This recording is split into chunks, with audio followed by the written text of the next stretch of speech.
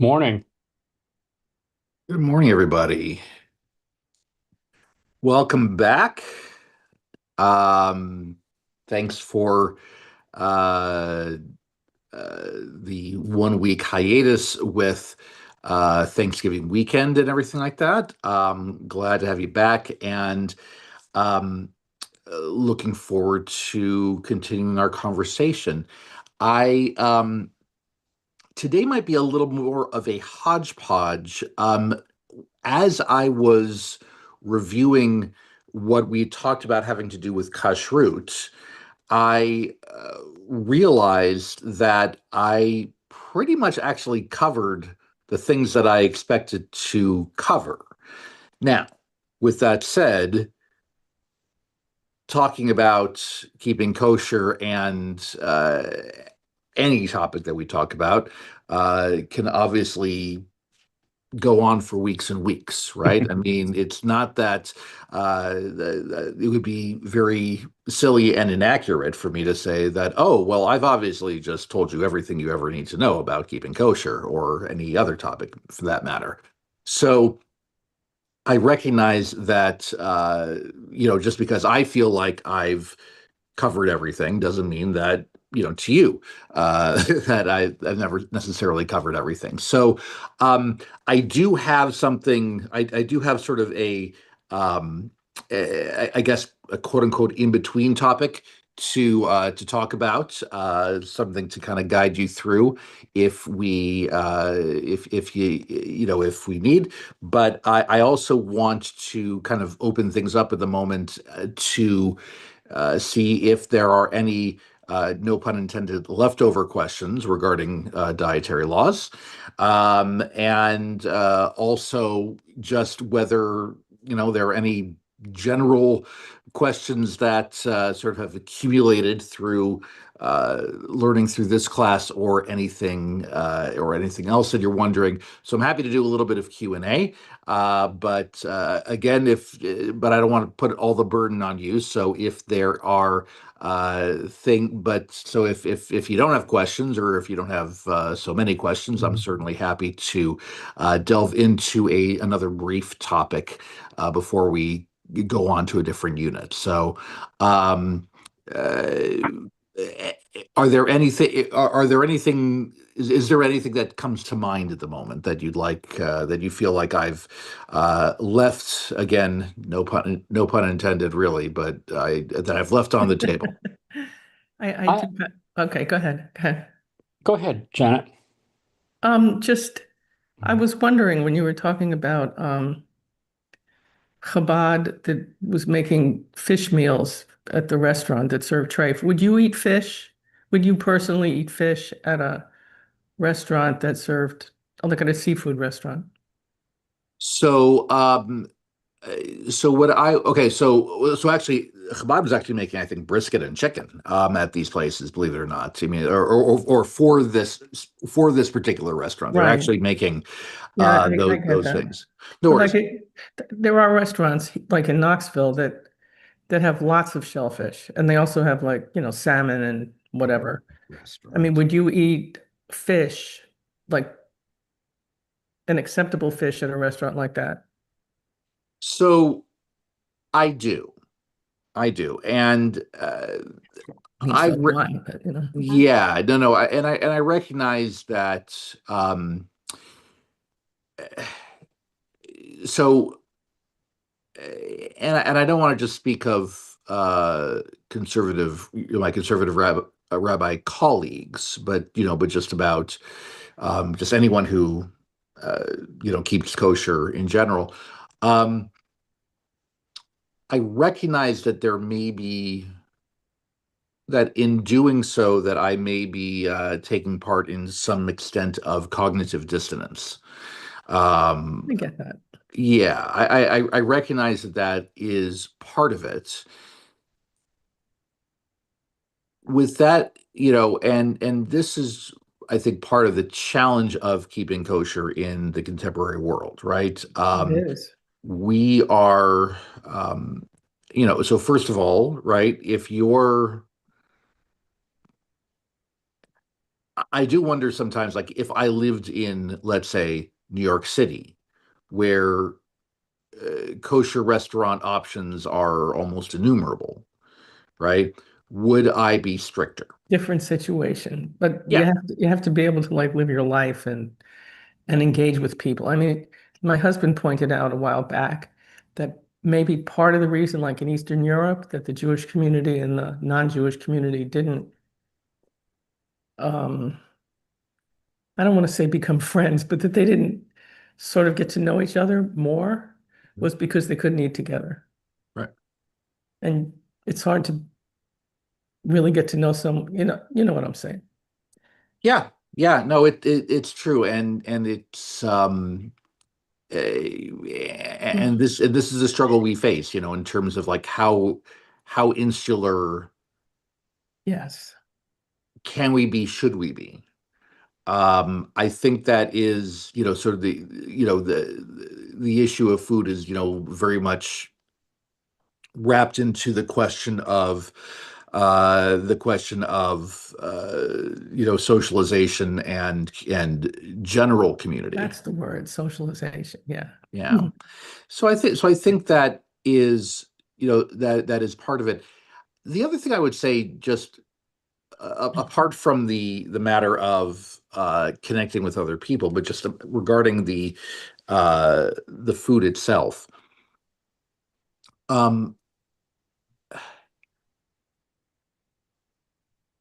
there is, when you think about it, very little way, very there's very little that one can do to make absolutely sure that absolutely everything is kosher. I mean, if you the only way we would know for our own kitchen is if we are obviously In watching everything control that of it. comes Yeah. into our own kitchen, right? Mhm. And then and so when you're dealing with somebody else's kitchen, you know, you can easily be in a circumstance where, because you are not present in other people's kitchens, right? Like, in other words, if somebody says, I have a kosher home, You don't really know and what that means. Yeah. yeah, yeah, what does that mean, right? And to what extent are you going to, or would I or Mm. anybody else, go into, okay, but do you do this and do you not do that and do you blah, blah, blah. Like, I mean, like if you were to, like, go into it at a certain point. I mean, I do know of people who they will not eat in anyone's home but their own. I have cousins kind of like that. Outside there, they live in I mean, the bubble keeps getting smaller. They live in West Hempstead. Mhm. They will not eat in another home that they don't know has, like meat on this side and dairy on this side and parv over there and separate ovens and separate, everything. I mean, Right. I mean, like very, very, very, very, they wouldn't, I mean, they won't eat in my house. And if they come to a family gathering, even if it's just like fruit, like, like if we're eating after a funeral or something, they won't eat it. Yeah. They won't eat anything. It's like you have to like provide separate kosher covered, Yeah, but that's fine. They're happy. So there's a joke told, and please understand, I mean, it's told about the most recent Lubavitcher Rebbe, the most recent, like Menachem Mendel Menachem Schneerson, Mendel right? Schneerson, yeah. Right. It's told about this.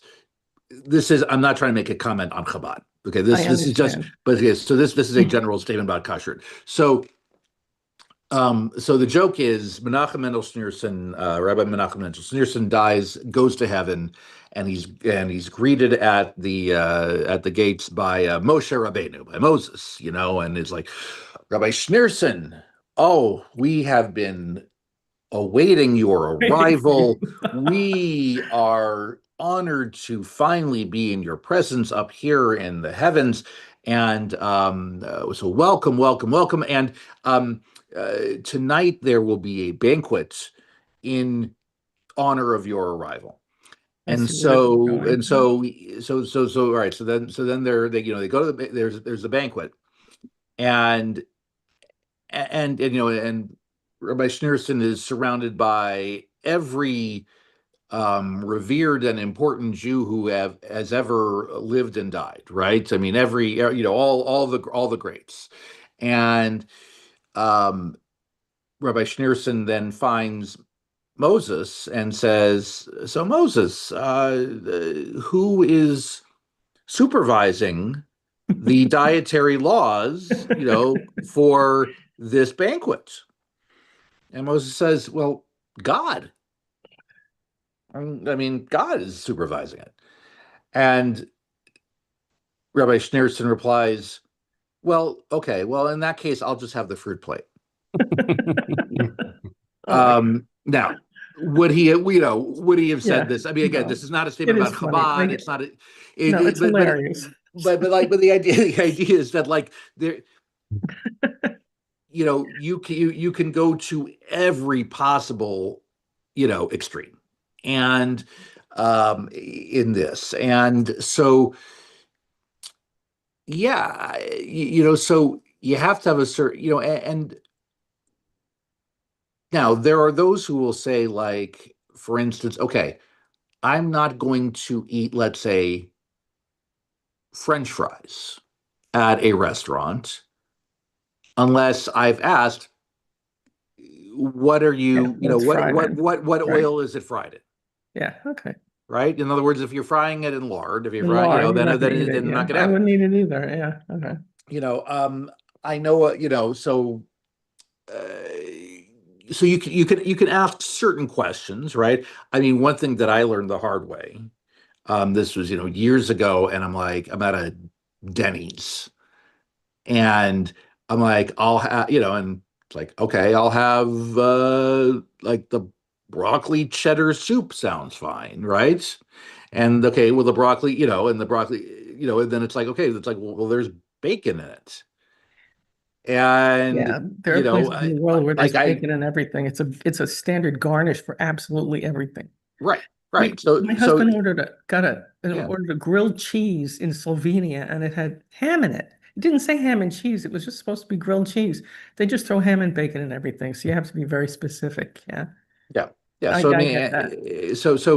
yeah, so it's like, so it's okay to ask a handful of, questions, Sure. but at a certain point, it's like, okay, are you going in there with a magnifying You're not glass? I going to go mean, inspect the kitchen. Yeah. yeah, and so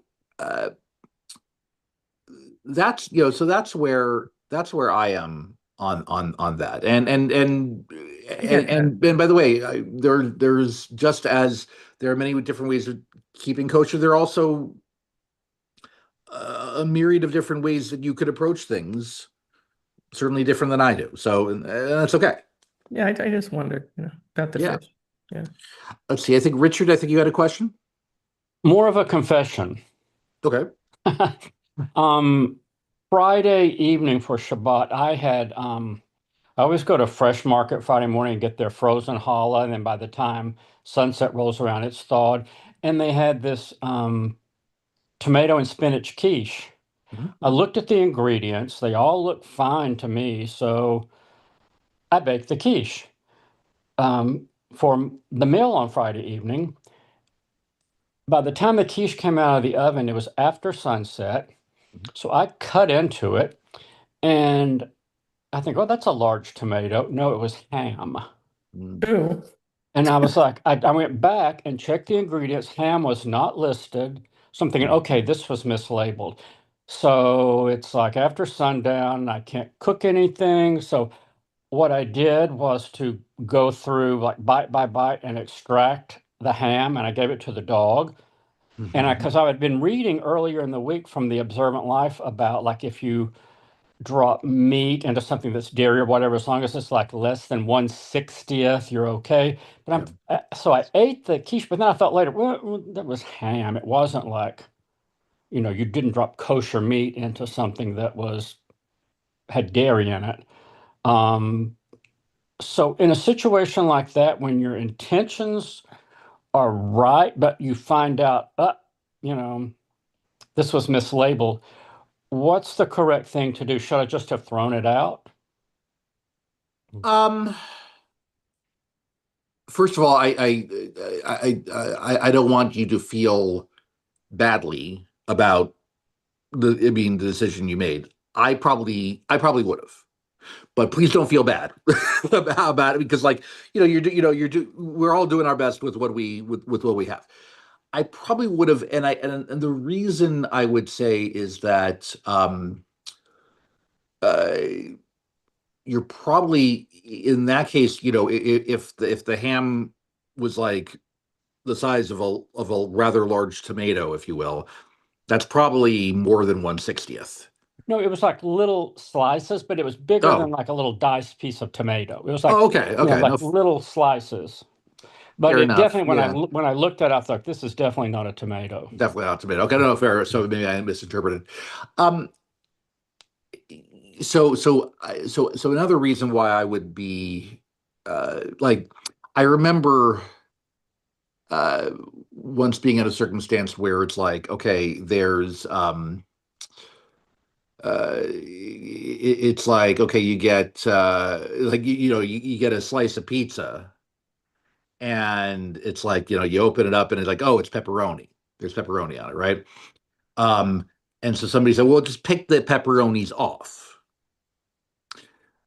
The issue with that becomes that even if you are very precise in picking the pepperonis off the slice of pizza, um, because you're talking about a hot item, an item that is served hot, you're it's probably going to still taste pepperoni because of, like, the heat, and like there's a transfer in the taste. Hmm. Um, and that is the idea, is that there has still been too much intermingling, Okay.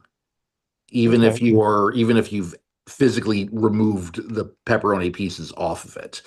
Um, so that's why that's why in that case it's not so simple.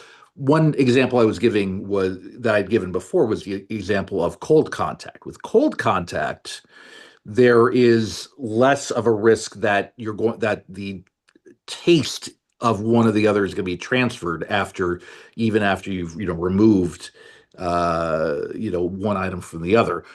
With hot contact, there is a lot more intermingling of flavor and potentially of the actual food one onto the other.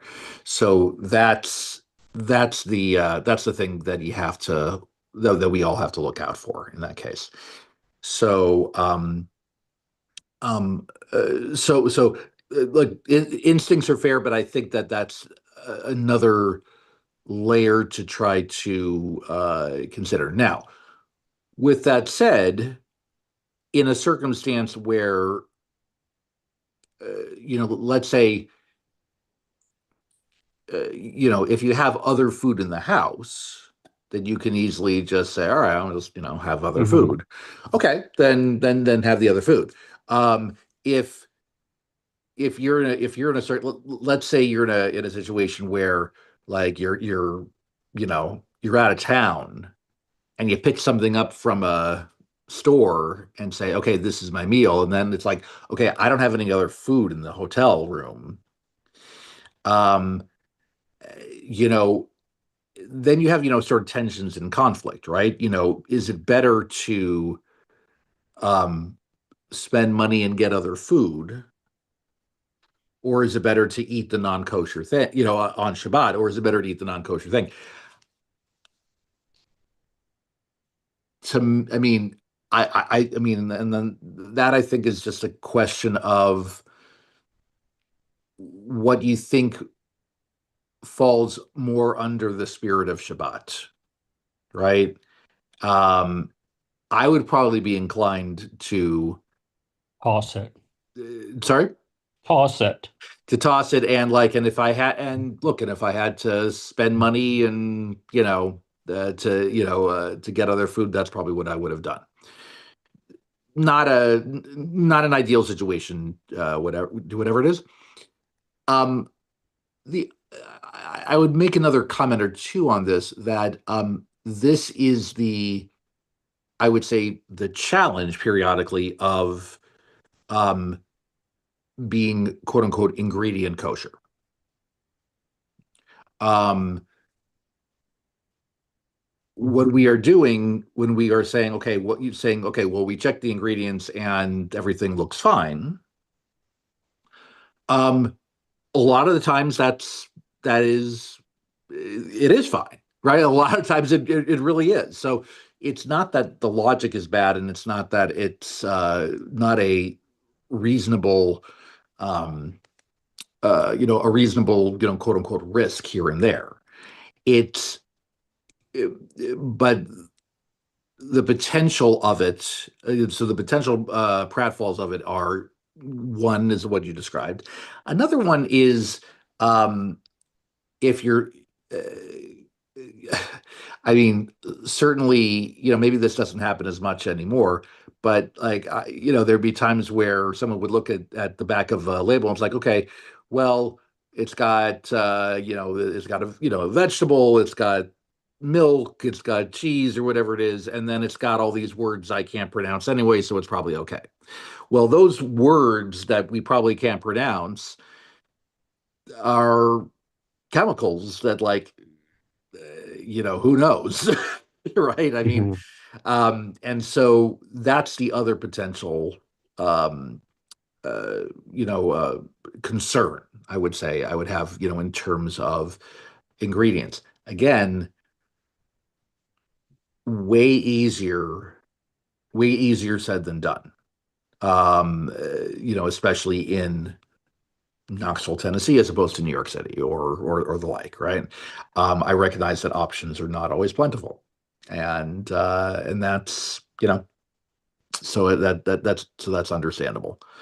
Um, and yeah, so again, uh, important takeaway, Richard, is don't feel bad. I mean, and I appreciate your honesty. Um, other questions that about dietary laws or other things perhaps that you've that are occurring to you. Rabbi, I had a question about fat, good fat, bad fat. I saw from the Torah something about all fat belonging to God, and what does that mean if you're at the grocery store shopping for meat, and how do you prepare it? Um, so uh, so remind me, you're like the fat belonging to God. I'm trying to remember where that is from. I'm not saying that's not there. I'm trying to remember where that's from. Let me, um, I'll Google it real quick. Yeah, yeah. If you I remember reading it, and it came as kind of a surprise to me. Let's see, it's something about what's forbidden, Kalev. Where's that at?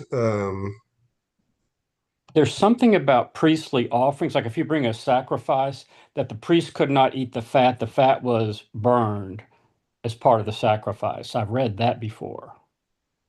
Let's see, Leviticus 3:17, 7:23 through 27. Um, right. I So don't I know so if I it's just, I don't know if it's just yeah. something about being cut off from your people. It seems pretty serious. I'm just trying to True. understand. Jason, I do feel pretty confident that that refers to specifically the way that a sacrifice is prepared, as opposed to um, us preparing meat to consume in a non-temple environment. Um, I was also going to say that if it's true that all fat belongs to God, then a lot of me would have belonged to God for a while ago. No, no, no. I used I'm to love that saying, verse. I had that verse hanging up one time at one point in my room just for fun, but I remember finding it and just thinking out of context, that was a pretty funny verse. right, exactly. And That please understand this is not but no, it's yeah. I mean, so I would say that no, I mean, what you're talking about is are actual sacrificial offerings, Okay. and which um uh, which aren't really which are literally not relevant today. um Questions of, are we ever going back to the temple, is a whole other uh topic, when we deal with questions of eschatology, afterlife, messianic times, things like that, which is a whole other, which I do intend to get to at some point, Jewish viewpoints on that, but it's a whole other topic. Okay. Thank you. I was gonna make just a quick comment. The United States, in their labeling of products, if something is less than a certain percentage, they don't have to label it. They don't have to put it on the ingredient label. So that's where maybe the little bit of tomato may have fallen below that, a little bit of that ham may have fallen below that threshold, and they didn't have to list it. So you've got to be aware of that on food labels. Now, fair enough. I mean, it's you know, I think I've talked before about, like, there is a certain extent where, when you're talking about natural items that have been that are bagged, like, for instance, like frozen vegetables, right? If you look, if it's like frozen vegetables, and if you look at, and then when it says ingredients on the back, it's like broccoli, end of list, or like,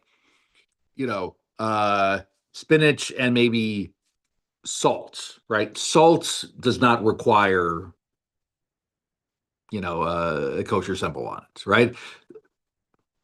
Just as an example, or whatever it is. But like that is something where, when you're talking about ingredients, that people like that many people say, okay, you don't need to necessarily worry about that.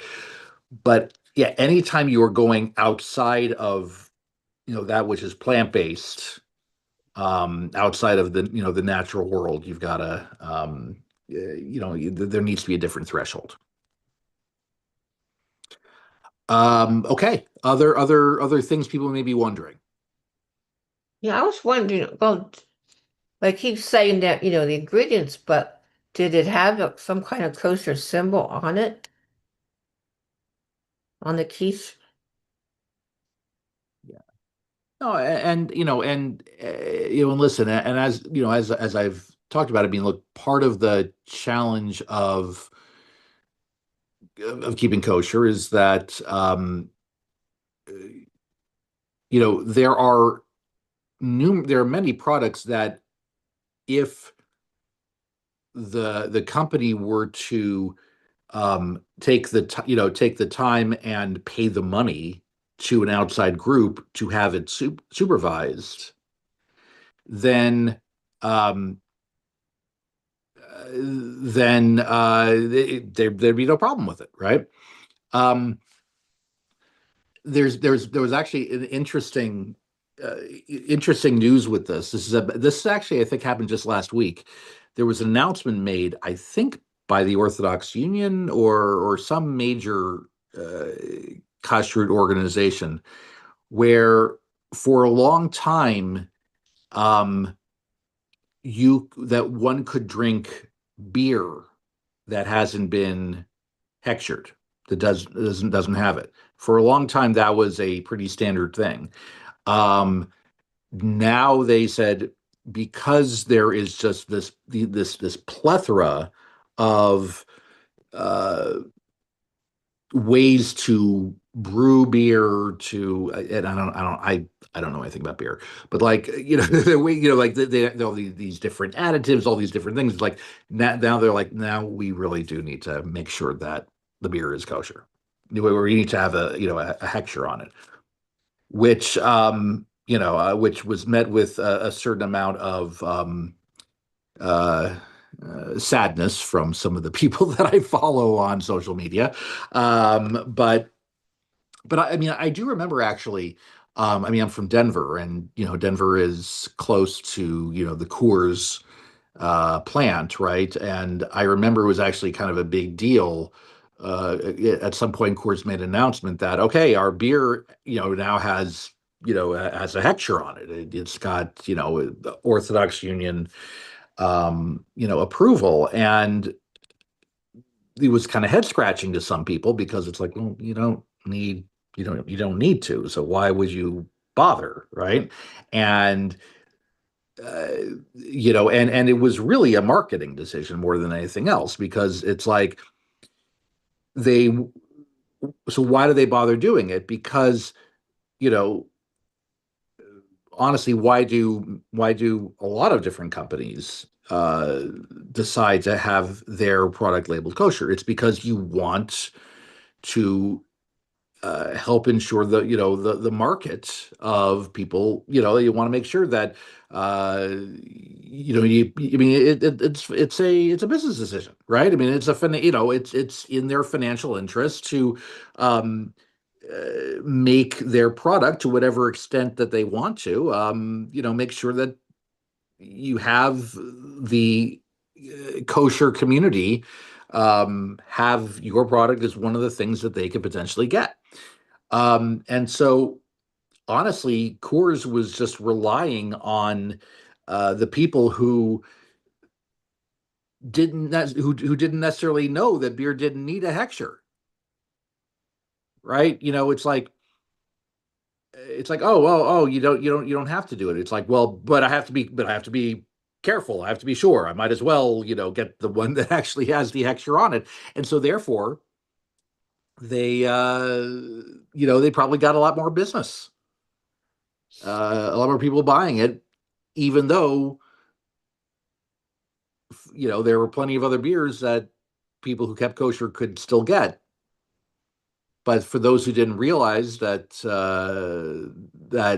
beer didn't need a hechsher, so now it does. One time, my friend and I we were like at this place for Christmas Passover, and we said, "Oh, we shouldn't be drinking beer because it has yeast in it." Yeah, beer is not okay for Passover. Yeah, yeah, that is one thing. That is one thing that's pretty definite.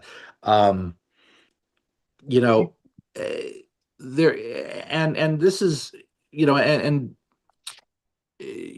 are a lot of great stories about. Um,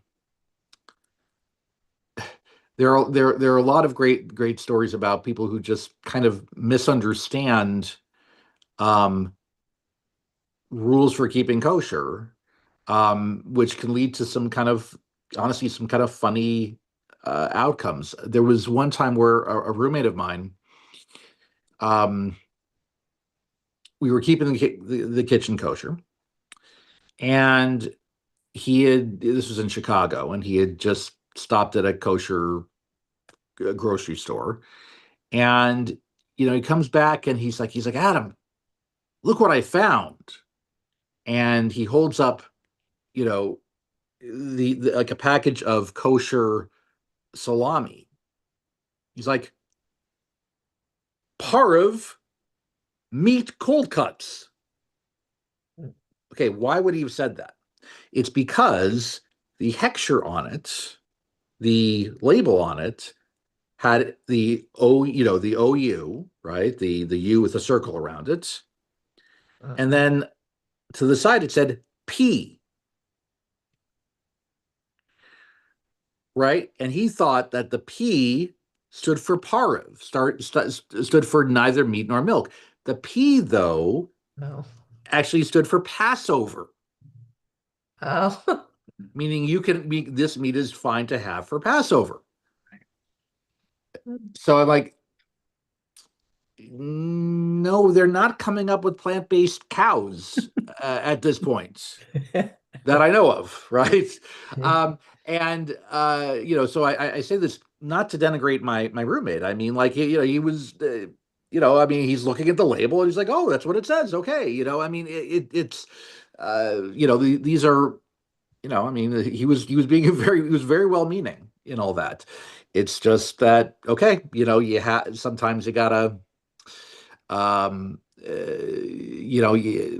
there's always a learning curve with any of this, and and I would say that like there's always sort of a journey in understanding the best ways of doing it, and it's not there are going to be bumps in the road. It happens.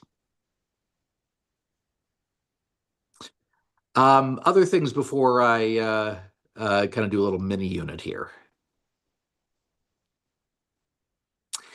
So what I'd like to do, we've got another 25 minutes, so yeah, I think it should be time for this. I want to talk about a little bit about best places to find information, and I'm specifically talking about particular websites, because you're look, the idea that I mean, you're probably familiar, obviously, with the idea that just because it's on the internet doesn't mean that it's completely accurate. I don't think I'm breaking any news by saying this. When it comes to finding Jewish information, that's of course, all the more true. One of the things to keep in mind is that, for instance, if you Google certain things, if you Google certain, Jewish ideas, Jewish concepts, whatever it might be, oftentimes the sources that come up, it's not always clear whether you should trust the sources. Now, I'm not necessarily saying, whom you should trust and who you should not trust. I am, however, trying to say things as a conservative rabbi, as the rabbi of a conservative synagogue, that there are some sites that you would want to be a little more cautious of. Not to say that they don't have a lot of good information, but I do want to go through at least a couple places where you can feel a little more confident in what you're looking for. So, for instance, there are certain times where you will find you'll ask a question or what have you, and the answer will come. The first option will be Chabad.org. Now, Chabad is a Jewish organization. It is a particular branch of Orthodoxy. It is, we have plenty in common with Chabad, but not everything. And so, so it's not that you should never go there, and it's not that you should never, that you can't find accurate information there. It just might not necessarily be the information that we as a conservative synagogue follow. That's all I'm saying. Right? And so there are other times where so what I want to do is I want to show a couple of ways to help increase your knowledge while being more, I guess, attuned to conservative Judaism and the way that synagogues like Kesed Emunah typically operate. So, I'm going to put up a couple of sites here.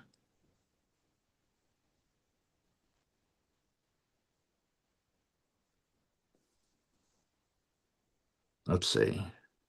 Aha, okay. So this is called Exploring Judaism. Exploring Judaism is it is run through the Rabbinical Assembly, United Synagogue of Conservative Judaism. It is,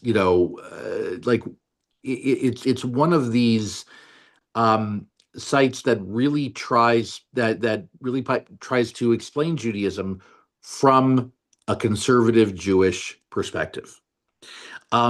This site's this is only a couple of years old. This this website has not been around all that long, and it has it continually is adding articles by different people, and it's so you see, for instance, okay, well, I want to know more about holidays. Okay, so um, here are articles about, let's say, Hanukkah, right? We got Hanukkah coming up. Okay. So some of these are how-tos, right? How to light Hanukkah candles. They even offer a little handbook. And then questions of what is Hanukkah, right? What is this? What's the history? What's, etc. Customs, how to make, how to do this in the home. Then you have some, kavanot.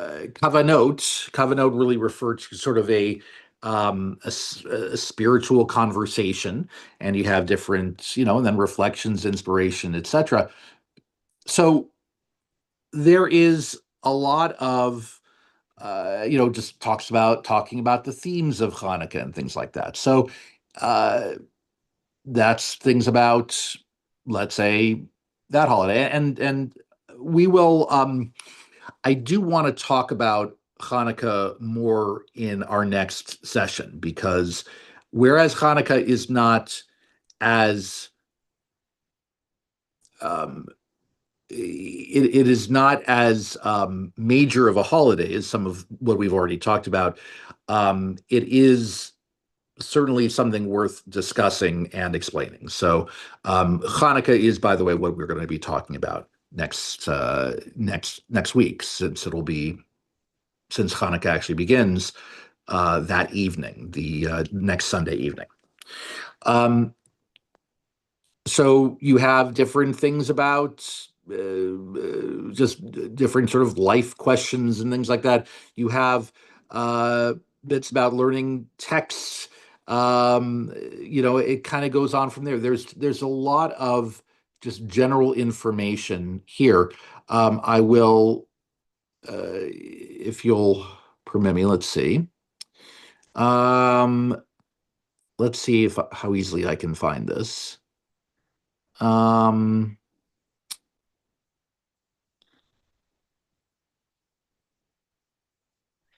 While you're looking, can I immediately after your class next Sunday, I'd like to put in a plug here for Latka's Laughs and Tournaments, which is designed, the Women's League is running it to raise money for the Torah Fund, which supports the rabbinical school, I believe.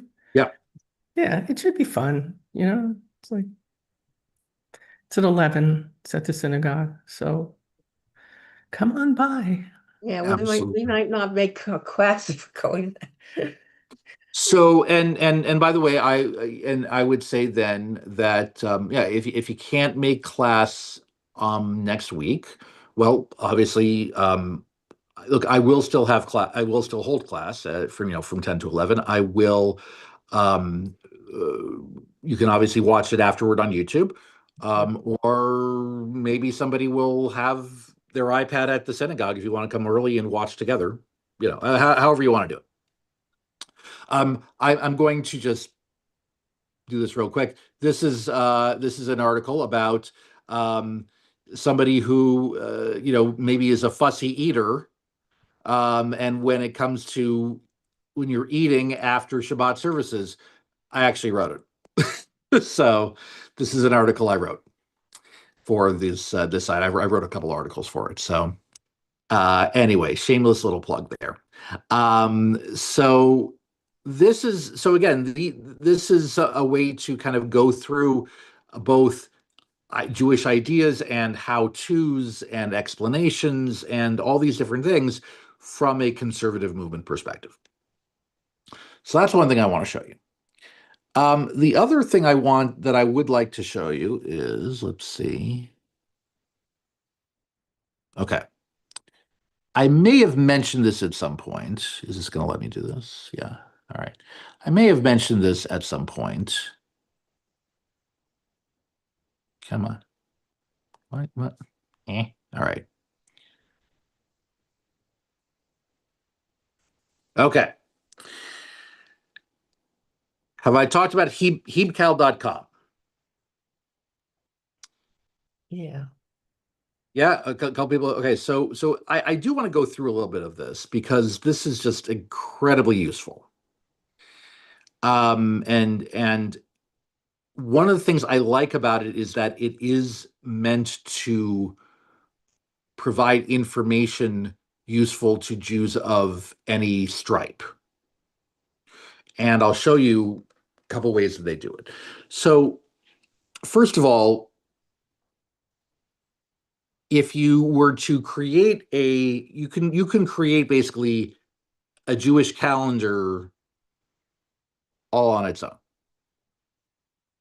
So, all right, let's say you're doing the Hebrew year 5786.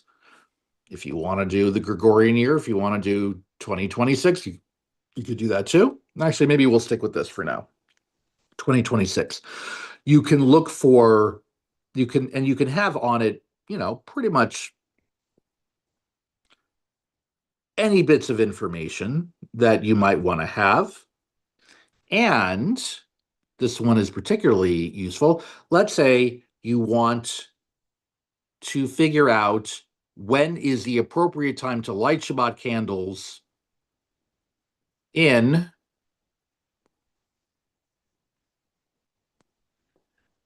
Knoxville, Tennessee.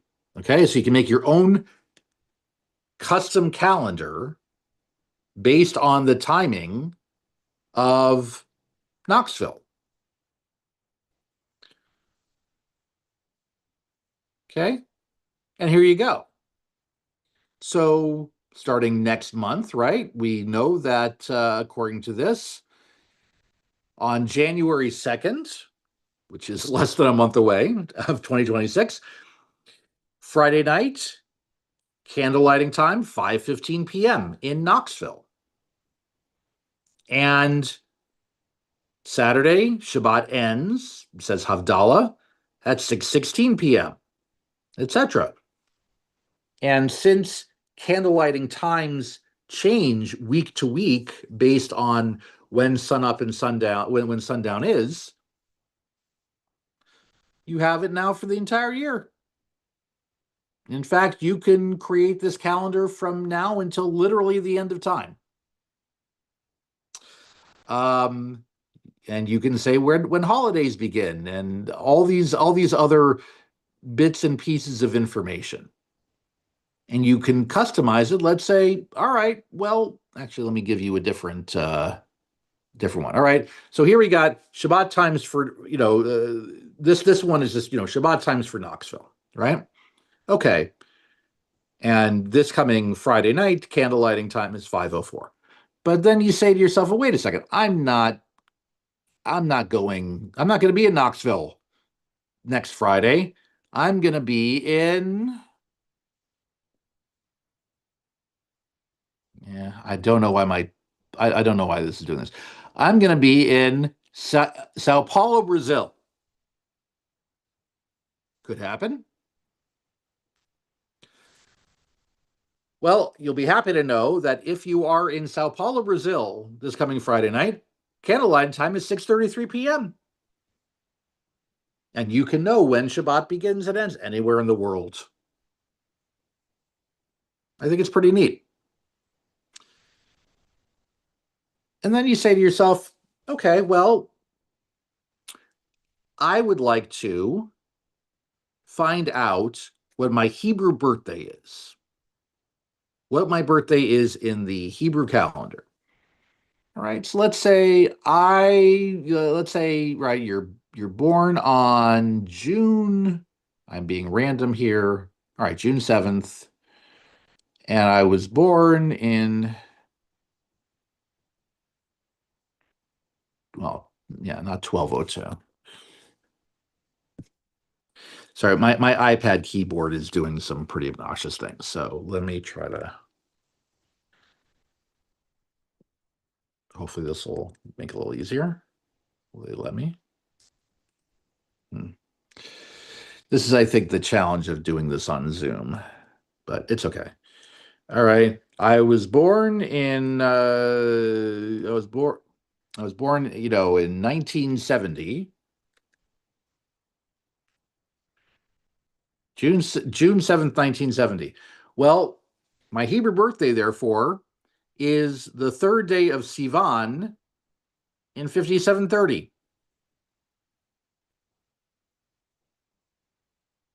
Right?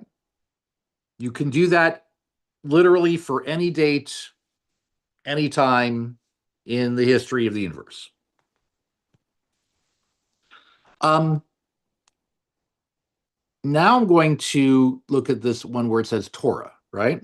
Rabbi, can you Yeah. use that date also to figure out Yorkshire dates? Absolutely. In fact, there's a whole, if you look at this top menu here, right, it says yard sites. And you can actually make it so that you can, this gives you a way, like, let's say you want to figure out, the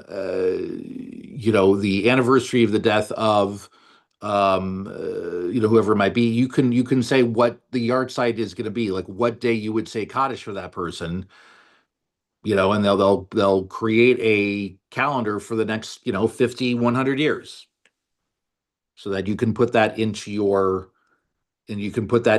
personal calendar. By the way, the when you create your own calendar,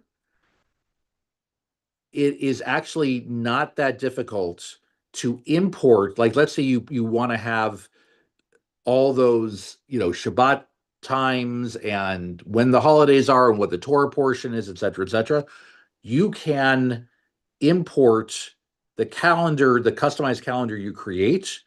You can import it into your Google Calendar, your iCalendar, for Apple. You can, Outlook, you can then put that in, so that, and that's something that I've done. I have the, like I have, what the Torah portions are going to be for the next number of years in my, already in my Google Calendar, because I've imported it from HeapCal. So let's take a look at where on the top menu where it says Torah, right? And you want to find out, okay, this, next Shabbat, right? The Torah portion is Vayeshev. And you want to know what that's about. Well, for instance, there's a link saying what the verses of the Torah reading are. There's a link for commentaries written by different sources. In fact, let me, So the, the different, let's see, do I have the, yeah. So when it says commentary and Divrei Torah, let me kind of point to this. Sorry.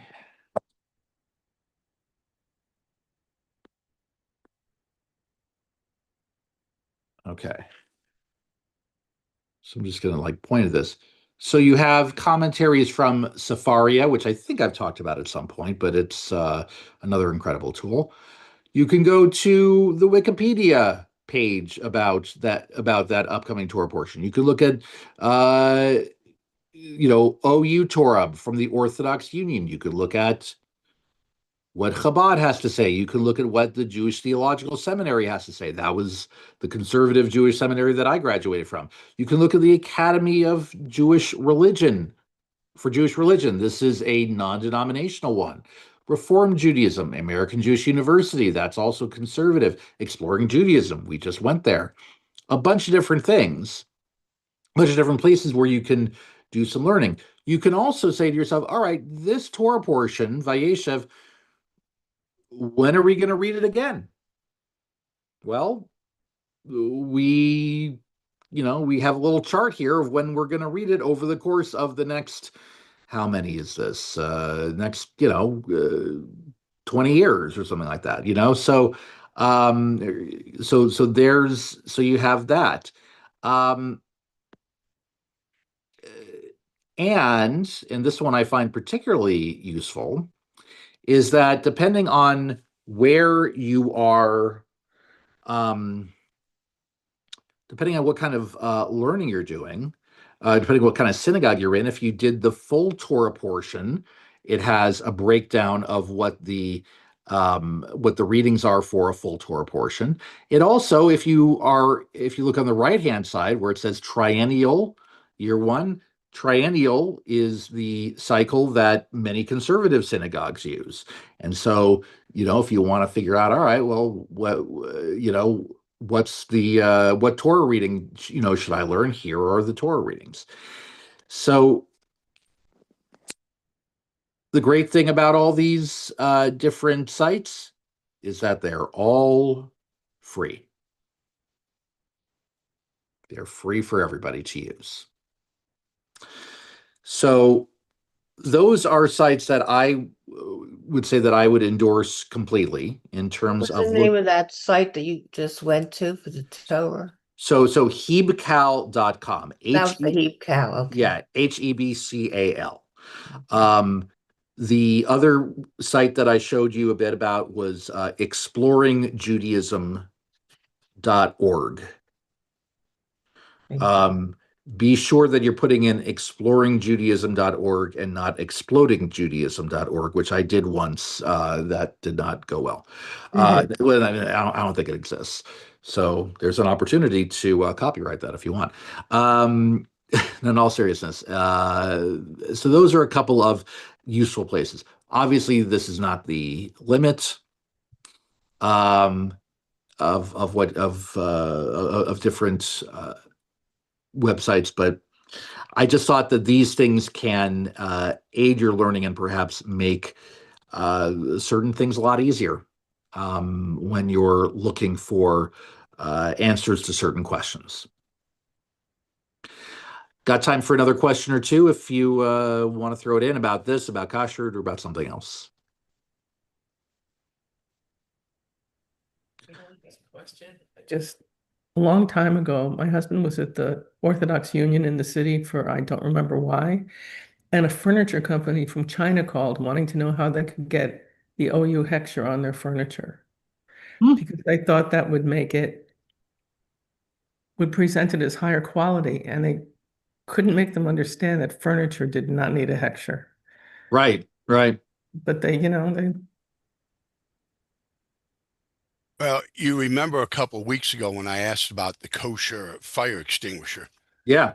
We came up with an answer yesterday at Kiddush that if your kitchen catches on fire and you use a kosher fire extinguisher, you don't have to re-hechsher your whole kitchen because it would have been kosher. So that was our that was our answer as to why they had that. It's the same thing as the furniture. Yeah. No, it's exact. I mean, it's like, I mean, it's pretty well-meaning, pretty well-meaning stuff. I guess if I'd been on the phone with the people from from the phone call from China, what I would say is that, you know what, if you would take time to make sure that there are more kosher Chinese restaurants in America, that would make all Jews happy. That would be, that'd be awesome. So, all right. So we'll see you next week to talk about Hanukkah, and hope everybody has a good week. Thank you, Rabbi. Thank you very much.